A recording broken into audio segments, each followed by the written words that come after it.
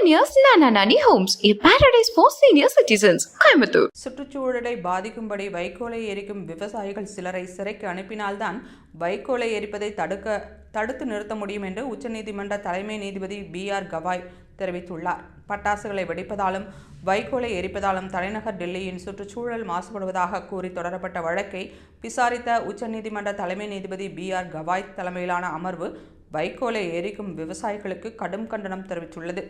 பஞ்சாப் அரசு சார்பில் ஆஜரான மூத்த வழக்கறிஞர் ராகுல் மெஹ்ராவின் வாதத்திற்கு பதிலளித்து பேசிய B.R. கவாய், இந்தியாவில் உள்ள அனைவரும் விவசாயிகள்தான் உணவை வழங்குகிறார்கள் என்பதை யாரும் மறுக்க முடியாது.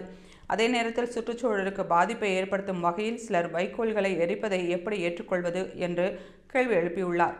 சுற்றுச்சூழலை பாதிப்பது விவசாயிகள் என்பதால் அமைதியாக இருக்க வேண்டும் என்று அவசியமில்லை என்று கூறிய நீதிபதி, சுற்றுச்சூழலை பாதுகாக்கும் உண்மையான நோக்கம் பஞ்சாப் அரசிடம் இருந்தால் விவசாயிகள் சிலரை தண்டிப்பது குறித்து ஏன் யோசிக்கவில்லை, ஏன் நடவடிக்கை எடுப்பதற்கு தயக்கம் காட்டப்படுகிறது என்று கேள்வி எழுப்பினார்.